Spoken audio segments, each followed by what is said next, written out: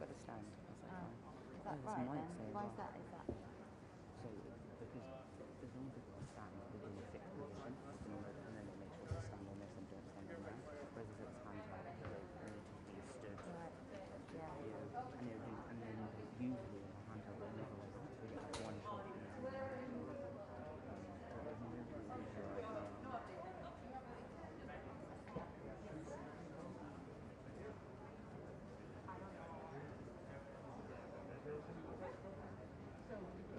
They were very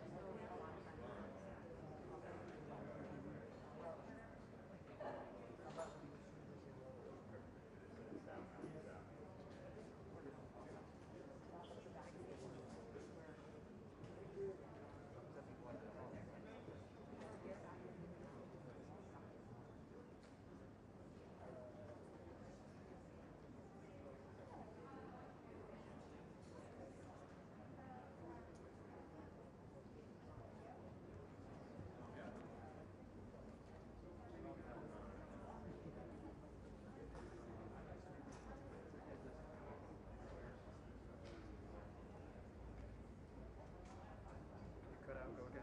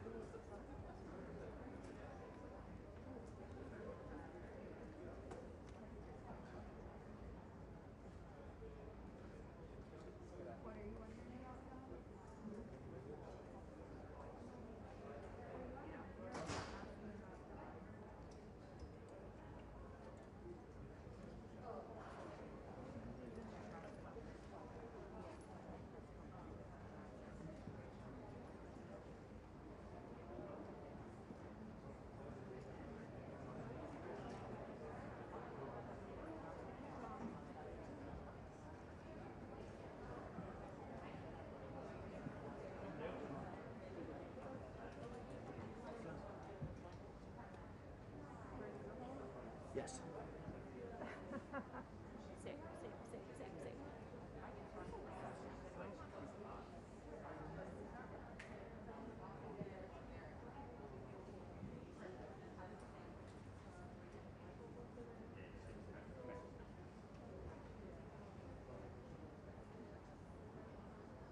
So hot in here.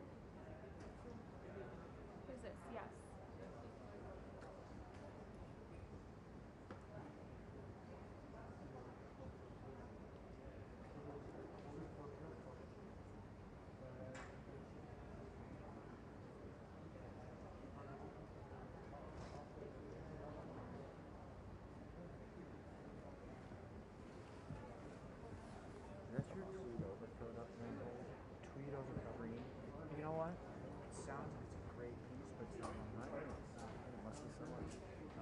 it was one of your pieces of gear that you were going to hit. Otherwise, I'll bring it down and find whoever it is. Okay, great. No, not mine. I do have a question. Do you anticipate? Okay. Do you anticipate the staff member load for those reps? No. You don't. No, because I got to transfer. I'm giving all the people this stuff, so I got to do it. It should take me 30 seconds. If they're loaded already. Delegation 2 and press bus and Whammo are going out that way. Only support people go out this way. So does that make sense? Support van follows Whammo with the EA team and Ash and Kepler and Adam. Got it. All Everyone's of good. yeah, including Whammo. I don't know where your group goes, but It's going with Olivia, which is probably the press staff too. Yeah. thanks. Yep.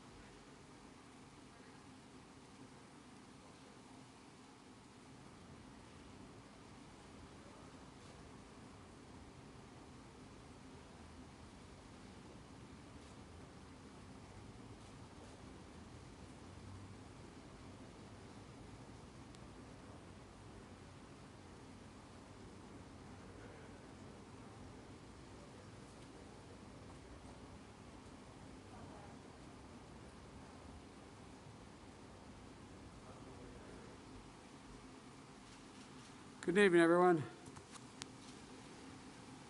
Well, we're preparing to wrap up another busy day in Scotland. I think we got a lot done. We have a lot of good substantive meetings, and with my fellow leaders, and most of all, it was critically important for the United States to be here. At COP26, back in the Paris Agreement, raising domestic climate ambitions and demonstrating a commitment to support the rest of the world, particularly those countries that are on the front lines of the climate crisis. Today I spoke with leaders of forested nations, island nations, developing countries. My message to them was the United States is going to be their partner as we meet this climate crisis. And I want to thank the United Kingdom and Prime Minister Johnson for hosting us, hosting the world at a critical moment, as well as I met with Prince Charles, who's put together a very significant operation over the last 6-7 years of trying to bring in the private sector to work on a number of these issues. Glasgow must be the start, as you're tired of hearing me say it, but a decisive decade of action so we can keep the limit of 1.5 degrees within the reach of us and the rest of the world.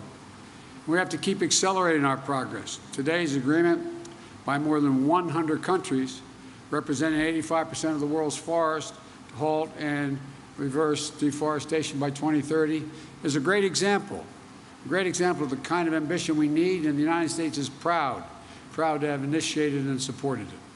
For our part, the United States is going to keep raising the ambition and delivering the goal that we are reducing U.S. emissions by 50 to 52%, as Secretary Kerry's talked about, from the 2005 levels by 2030. This decade, we have to make significant progress. And by the way, I might note parenthetically, I can't think of any 2 days when more has been accomplished dealing with climate than these 2 days. Overall, the past 2 days, I've announced a series of initiatives that are going to make sure we hit the target of including today 2 new rules to reduce methane losses from new and existing oil and gas operations and from natural gas pipelines. Thanks to the effort of our joint effort with the EU, we've grown global methane pledge. Remember, I raised it when I spoke to the United Nations from 9 countries signing on to that pledge in September at the United Nations. More than 100 countries have signed on.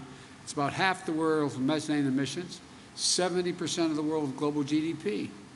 We made commitments to promote climate-smart agriculture, spur innovation, catalyze private finance for a clean economy, and to drive high standard, clean, climate resilient infrastructure through the Build Back Better initiative. We had a great meeting today where we sat and talked about the whole focus of my Build Back Better initiative, which is adopted by the G7, was that everything should be focused on, as we help with the infrastructure of the rest of the world, which needs it badly, focused on climate. The example is if you build an oil well, if you build a gas or oil refinery, you're going to have that for the next 30 years. Well, why not invest now if we're going to provide for the help for nations in solar capacity or wind capacity? So the point is, although we also brought through the new President's Emergency Plan for Adaptation and Resilience. We called it, I'm getting tired of acronyms, I have to admit to you, but it's called a PREPARE. We're going to support climate adaptation efforts in more than 500 million people worldwide. We also released our overall long-term strategy that outlines how we'll get to net zero emissions by 2050. You know, we know that this must be a whole of society effort. I'd also want to thank the representatives from the private sector and from labor and philanthropies, civil societies who are dedicating themselves to the climate action efforts we're all making here. That leadership, together with action by state and local and tribal governments, has been essential in the United States.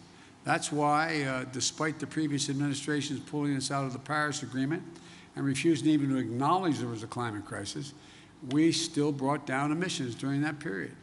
I also want to acknowledge the passion and power of the young people and the activists who are doing such vital work to remind us of our moral obligation to future generations. But look, as I said yesterday, it's not just a moral imperative, it's an economic imperative as well. Investing in our clean energy future is an enormous opportunity for every country to create good-paying jobs and spur a broad-based economic recovery. As I've said, you've heard me say before, and my colleagues as well, when I think of climate crisis, I think of jobs. And that's what the Build Back Better framework will do for the American people. It's going to bring historic investment in clean energy, addressing the climate crisis. It's going to cut greenhouse gas emissions by well over a gigaton by 2030. It's going to save consumers money in their energy bills and with tax credits for things like installing solar panels and weatherization of their homes. It's also going to provide manufacturing credits to make sure the United States is competing in energy markets of the future like solar panels and wind turbines. It's also going to accelerate electric vehicles and electric school buses and build a nationwide network of 500,000 charging stations to power them. It's about jobs. It's about competitiveness versus complacency. It's about making the world safer, cleaner, healthier, a place for our children and children all around the world to look to the future in a way that they can't now. And so there's so many other things that have happened today that I feel good about. But let me start, if you will, I'll be happy to take your questions. Phil, you got a question? I'm watching on TV a lot. Thank you very much, Mr. President. You noted your disappointment with Chinese actions on climate in Rome, and also the lack of willingness for Chinese President Xi Jinping to show up at either the G20 or COP26. But I wanted to ask more broadly, when you assess where things stand right now in U.S.-China relationships after your first 10 months in office, your diplomats have had difficulty engaging in a substantive manner with some of their counterparts. You have a Chinese military that has tested a hypersonic missile this summer. It is building its nuclear capability. What is your general assessment of where things stand, and are you concerned that the potential for armed conflict has grown over the course of your first 10 months in office? Well, let me start off by addressing the first part of, if not the question, the statement. And that is that I indicated that China and Russia not showing up in Saudi Arabia was a problem. We showed up. We showed up. And by showing up, we've had a profound impact on the way I think the rest of the world is looking at the United States and its leadership role.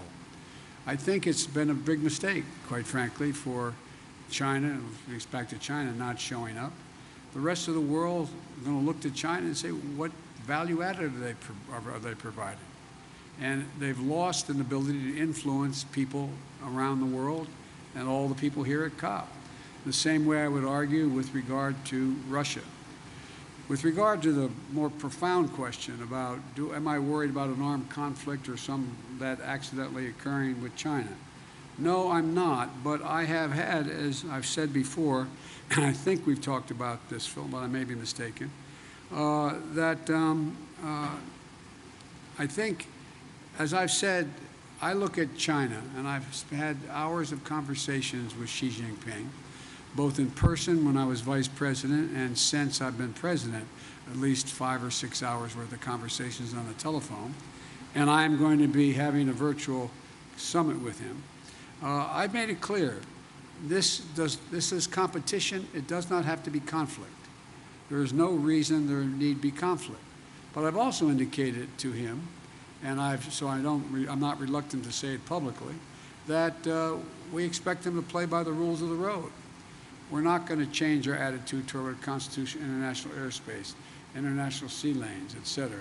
We also have made it clear that we have to work on dealing with things like cybersecurity and a whole range of other issues. But I'm not looking for, I don't anticipate there will be a need for there'll be physical conflict. But you know, as you've heard me say this before, my dad had an expression. He said the only conflict worse than one that's intended is one that's unintended. One that's unintended. And so in my meetings with him virtually coming up, we haven't set the exact date yet, I want to make sure there's no misunderstanding. It's competition, not conflict, and so there's no unintended. Yeah, Peter? Mr. President, you're touting on this visit your $1.75 trillion plan that includes climate, but your party is still not united behind it. Senator Joe Manchin yesterday called it budget gimmicks, shell games, and a recipe for economic crisis. Today he said he never signed off on the framework. So do you have a specific commitment from Senator Manchin to support your Build Back Better bill, yes or no, and how do you respond to those criticisms? And I have a quick follow-up. Number one, I'm not going to talk about the specifics of my conversations. He will vote for this if we have in this proposal what he has anticipated, and that is looking at the fine print and the detail of what comes out of the House in terms of the actual legislative initiatives. I believe that Joe will be there. With regard to the issue of whether or not he thinks that he's worried about this being inflationary or going to be negative impact in the economy, I think that I've made it clear to Joe, and will continue to, and we will, that as I've apologized for repeating it, Peter, but 17 Nobel laureates on economics said it's going to lower inflation, raise wages, increase competition, create 2 million jobs a year, et cetera. And so I think that I understand that Joe is looking for the precise detail to make sure nothing got slipped in terms of the way in which the legislation got written that is different than he acknowledged he would agree to. But I think we'll get this done. You mentioned the word inflation there. You recently said you have no short-term answer to bring down gas prices. But as you know, it's not just gas prices now. Rents are up. The cost of everyday items are up. Inflation in the U.S. is at a 13-year high. So when specifically should Americans expect those prices to come down? Well, look, first of all, the significant reason why prices are up is because of COVID affecting the supply chain. I mean, I know I'm not trying to be instructive. I know you know this, number one. Number two, if you take a look at, gas prices and you take a look at oil prices, that is a consequence of, thus far, the refusal of Russia or the OPEC nations to pump more oil. And we'll see what happens on that score sooner than later. Number three, I think if you take a look at what we're talking about, you look to this coming Thanksgiving. We're in a situation where we find that we are in a very different circumstance. Last Thanksgiving, as I said, this year we're working on a supply chain issue. But last Thanksgiving, I sat down with my wife, my daughter, and my son-in-law. This Thanksgiving, we're all in a very different circumstance. Things are a hell of a lot better, and the wages have gone up higher, faster than inflation, and we have generated real economic growth. It doesn't mean these dislocations aren't real. They do affect people's lives. For example, one of the reasons why I decided to talk about the need to deal with the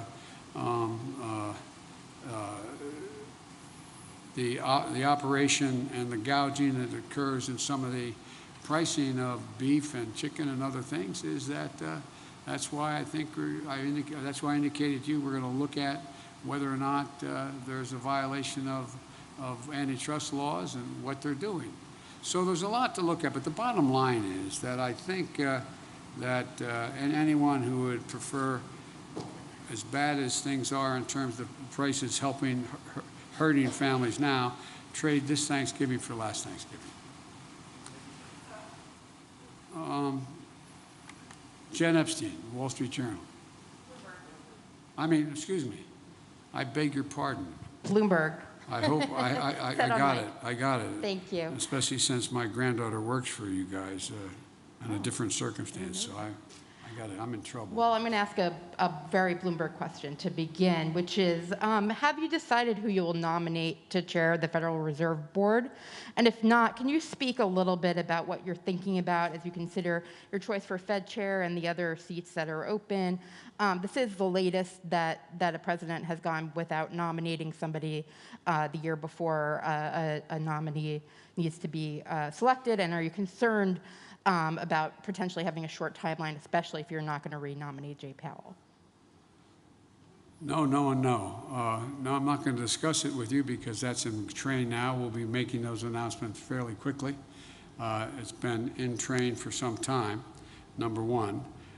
Number two, I also would indicate that I think we're going to have plenty of time to make sure all the major nominees are able to be cleared in time where their terms would expire. And number three, I've given a lot of thought to it. And I've been meeting with my economic advisors on what the best choices are. We've got a lot of good choices, but I'm not going to speculate now. Nancy, CBS? I think you had your hand up. I'm sorry. Did you? Yep. Thank you very much, Mr. President. Some of the commitments you made here won't happen unless Congress passes future legislation. How do you convince Republicans and even some Democrats to get behind more spending if they look at this conference and say, China isn't meeting these global goals, Russia doesn't intend to meet these global goals, India doesn't plan to, why should we?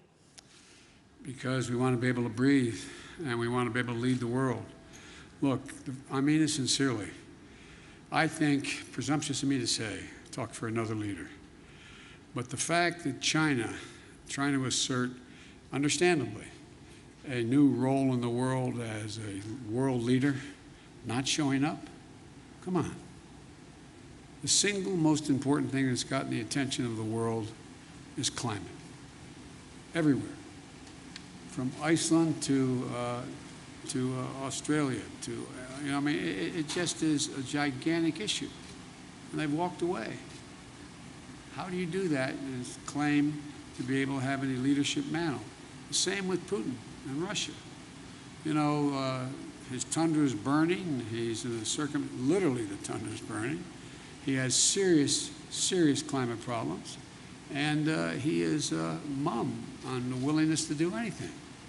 And so I genuinely believe, and I mean this from the bottom of my heart, when I said at COP7, at the G7, that America was back, people wondered whether, well, is that really true? Well, we were able to change the dynamic of a lot of things coming out of the G7. I think what I'm about to say sounds awfully self-serving. 2 world leaders came up to me today and said, thank you for your leadership. You're making a big difference here. You're moving people. I think you and I talked about that, John, with one of the folks talking to us. And so I think the fact that America showed up and decided to lead and laid out clearly what it wished to do. For example, you know, as I said, the mere fact that we were able to, you know, go from 7 or 8 people or countries talking about, or maybe as high as 14, I don't remember the original number, to deal with the whole notion of methane. You know, now 100 nations have signed on. 100 nations. 100 nations have signed on to reduce methane by 30% by 2030. That is, and methane is 25 times more toxic to the environment than CO2. So we're making real progress. Or the deforestation issue. Look what we're doing. Look what we've been able to put together. And in addition to that, one of the things that I feel the best about, and I don't claim any unique credit for it, but I think that we've gotten for the first time a combination of, in dealing with the international problem and that circumstances affect all nations, that we've not only gotten countries off the sideline in terms of making significant financial contributions, but literally trillions of dollars worth of the private sector jumping in, knowing they've got to play and they're going to play an incredibly positive part in dealing with these problems. It's real. It's genuine. And so I just think that, you know, that old bad expression, the proof of the pudding's in the eating. You know, I feel confident we're going to get done what we have to do at home in order to deliver. And lastly, you know, if you take a look at what economy is growing, the United States, it's growing. It has problems, mainly because of COVID and supply chain, but it's growing. We've created over 6 million jobs. We're leading the world in terms of the fastest growing economy, major economies. So I think, you know, we're going through a difficult time in the world because of COVID, because of supply chain consequences, because of the environment and all that's occurred, the way it's in fact imploded in the near term.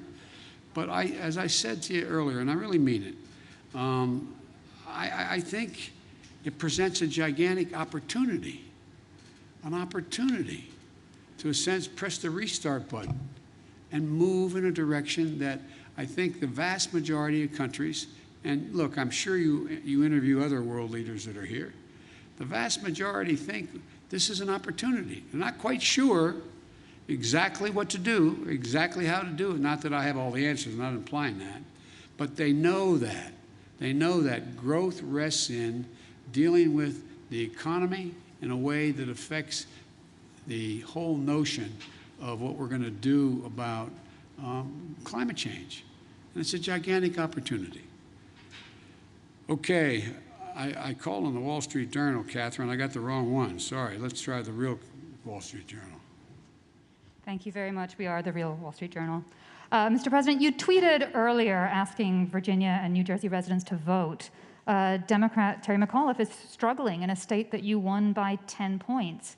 Do you see his problems as a rebuke of your presidency? And could this signal your real losses for Democrats in the midterms? We're going to win. I think we're going to win in Virginia. And you know, you're reporting it being close. The race is very close. So it's about who shows up, who turns out. And granted, I did win by a large margin. But the point of the matter is that I think that this is going to be what we all knew from the beginning. This is going to be a tight race. And it is tight. And it's going to get down to turnout. And it's going to, my guess is I'm going to be landing at 1 o'clock in the morning East Coast time. That's probably about the time we'll be hearing what the final results are. I think we're going to win New Jersey as well. But look, you know, the off year is always unpredictable, especially when we don't have a general election going on at the same time. That's been the case up and down, you know, for a long time, especially as Virginia's turned more and more blue. But having said that, I don't believe, and I've not seen any evidence that whether or not I am doing well or poorly, whether or not I've got my agenda passed or not, is going to have any real impact on winning or losing. Even if we had passed my agenda, I wouldn't claim we won because Biden's agenda passed. So, but I think it's I think it's going to be very close. I think it's going to get down to, as you all know, turnout. And I think that based on what I have heard so far, it's awful hard for me to be prognosticating, which I don't like doing as president anyway, from overseas. But I think, I hope that every eligible voter in Virginia and New Jersey shows up and votes. And the more of them that do, the better off I think our chances are. And I think we're gonna win. Okay. All right. NPR. Scott. Oh, hey. You mentioned climate activists before, and I want to ask something about them. You're touting agreements. Other world leaders have touted agreements. But the atmosphere around the conference here is skeptical, and it's pretty angry.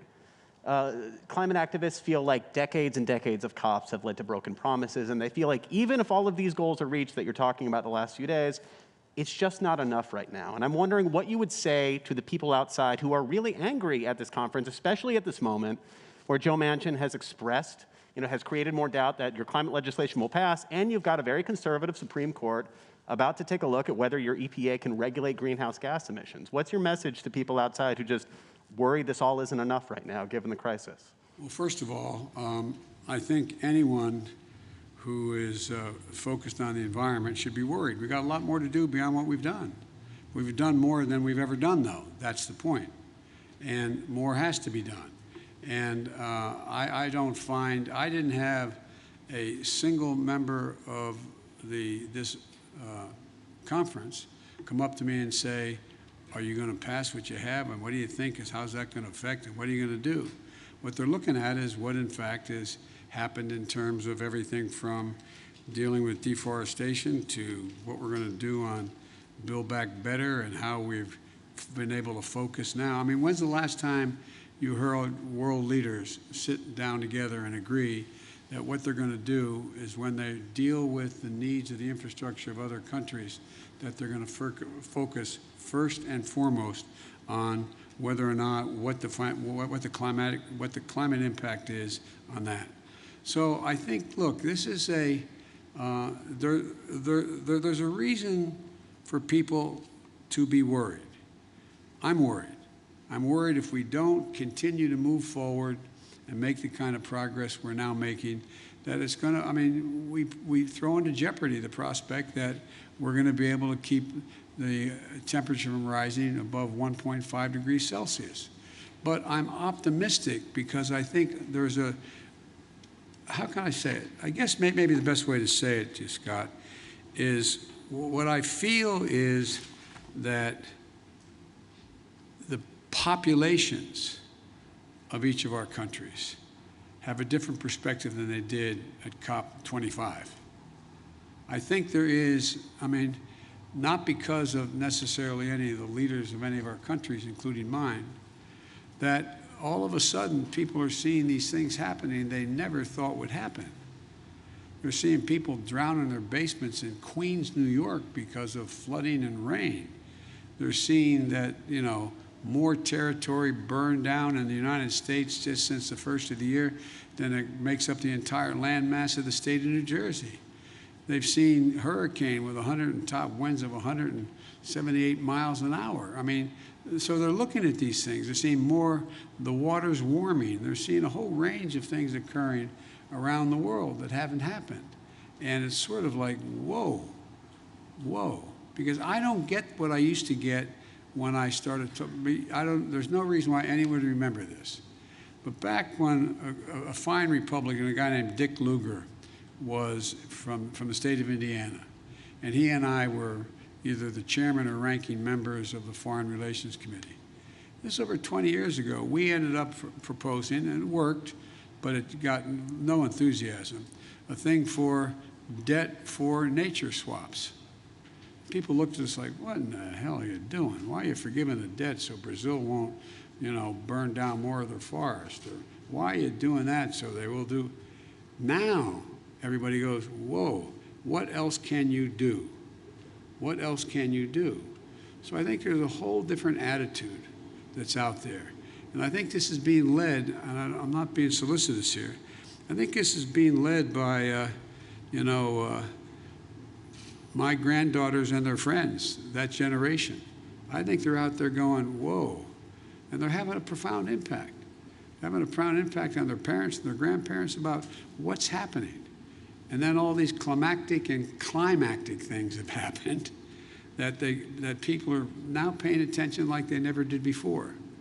So, there's a lot more to do, and it's going to determine whether or not we are going to be able to fund what we're talking about. But, for example, even if the funding didn't come from some of the governments, you have the private sector now engaged where they're talking about investing, literally the need to invest over trillions of dollars off the sidelines. It's bankers that are now deciding they got to. I talked a long time ago with you all about that you have major corporate America pricing in the price of carbon. It matters. So things are changing. We just have the right stewardship and enough sense as world leaders to get it right. So thank you all so very much. Appreciate it.